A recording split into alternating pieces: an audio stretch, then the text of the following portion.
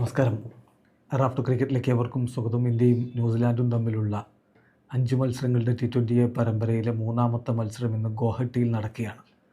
രാത്രി ഇന്ത്യൻ സമയം 7 മണിക്കാണ് മത്സരം ആരംഭിക്കുക. ആദ്യ 2 മത്സരങ്ങൾ വിജയിച്ചതുകൊണ്ട് തന്നെ ടീം ഇന്ത്യ സീരീസ് സ്വന്തമാക്കാൻ ഒരുങ്ങിയിറങ്ങുകയാണ്.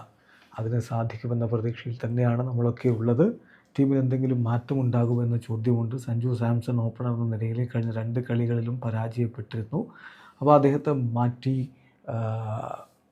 പകരം ഇഷാൻ കിഷൻ ഓപ്പണിങ്ങിന് വിടുമോ, ഇങ്ങനെയൊക്കെയുള്ള ചർച്ചകൾ പലയിടത്തും നടക്കുന്നുണ്ട്. അതൊന്നും നടക്കാൻ പോകുന്നില്ല. കാരണം അങ്ങനെ വരികയാണെങ്കിൽ ശ്രേയസ് അയ്യരെ മിഡിൽ ഓർഡറിൽ കളിപ്പിക്കണം. ശ്രേയസ് അയ്യരെ ബാക്കപ്പായിട്ട് മാത്രം സ്ക്വാഡിലേക്ക് എടുത്താണ്. വേൾഡ് കപ്പ് സ്ക്വാഡിന് അദ്ദേഹമില്ല. അപ്പോൾ അതുകൊണ്ട് വേൾഡ് കപ്പ് കളിക്കാനുള്ള താരങ്ങൾക്ക് കൂടുതൽ അവസരം കൊടുക്കുക തന്നെയായിരിക്കും ടീം മാനേജ്മെൻറ്റ് ചെയ്യുക.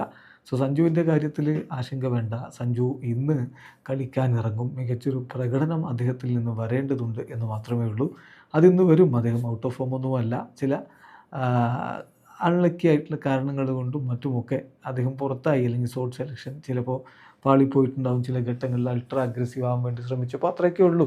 അത് അദ്ദേഹം തിരികെ വരും, ഇന്ന് മികച്ച പ്രകടനം നടത്തും എന്ന് തന്നെ കരുതാം. പക്ഷേ ഇന്ത്യൻ ടീമിൽ മാറ്റം ഉണ്ടാകുമോ എന്ന് ചോദിച്ചാൽ മാറ്റത്തിന് ചെറിയ സാധ്യതയുണ്ട്. ജസ്പ്രീത് ബൂംറയെ കൊണ്ടുവരാനുള്ള സാധ്യതയുണ്ട്. ബൂംറ മടങ്ങിയെത്തുന്നു. വിജയത്തിലേക്ക് ഒരു പുഷ് നടത്താൻ, സീരീസ് സ്വന്തമാക്കാനുള്ള ശ്രമം ഇന്ത്യ നടത്തിയേക്കും. മറുഭാഗത്ത് നമുക്കറിയാമല്ലോ എന്താണ് സാക് ഫോക്സിൻ്റെ ഒരു അവസ്ഥ. കഴിഞ്ഞ കളിയിൽ 3 ഓവറിൽ 67 റൺസാണ്. അപ്പോൾ അദ്ദേഹത്തെ മാറ്റിക്കൊണ്ട് പകരം അവർ ജിമ്മി നീഷത്തെ സ്ക്വാഡിലേക്ക് കൊണ്ടുവരാനുള്ള സാധ്യതയുമുണ്ട്. പിന്നെ ഇന്ത്യയുടെ കാര്യത്തിൽ അക്സർ പട്ടേലിൻ്റെ ഇഞ്ചുറിയെക്കുറിച്ച് ഇതുവരെ ഒഫീഷ്യൽ അപ്ഡേറ്റ് ഒന്നും വന്നിട്ടില്ല.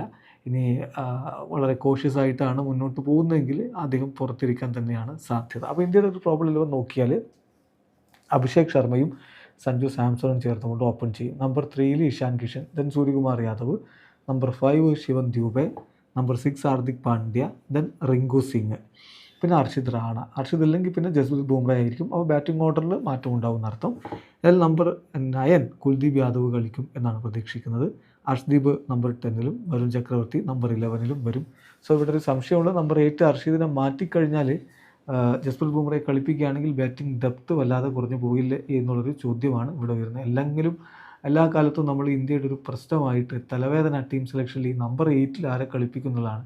ആർഷിദ് ഇപ്പോൾ ബാറ്റ് ചെയ്ത് വരുന്നു എന്നുള്ളത് ഒരു ആശ്വാസകരമായിട്ടുള്ള കാര്യം തന്നെയാണ്. ദെൻ ന്യൂസിലാൻഡ് കാര്യത്തിലേക്ക് വരുമ്പോൾ അവരുടെ playing 11 probable 11 Tim Seifert, Devon Conway, Rachin Ravindra, Glenn Phillips, Daryl Mitchell, Mark Chapman, Mitchell Santner, Jimmy Neesham, Matt Henry, Jacob Duffy, Ish Sodhi, ഇങ്ങനെ ആവാനുള്ള സാധ്യതയാണ് കാണുന്നത്. ഏതായാലും ഈ പിച്ചിൽ നല്ല റൺ ഒഴുകും എന്ന് തന്നെ പ്രതീക്ഷിക്കാം. കഴിഞ്ഞ കളിയിൽ വെടിക്കെട്ട് പ്രകടനമാണ് ഇന്ത്യൻ ടീം നടത്തിയത്. അതിൻ്റെ ഒരു തുടർച്ച ഇന്ന് കണ്ട് നമുക്ക് സീരീസ് സ്വന്തമാക്കാൻ കഴിയട്ടെ. വീഡിയോ അവസാനിക്കുന്നു. ക്രിക്കറ്റ് ലോകത്തെ കൂടുതൽ വിശേഷങ്ങളുമായി റാഫ്റ്റോക്സ് എത്താം.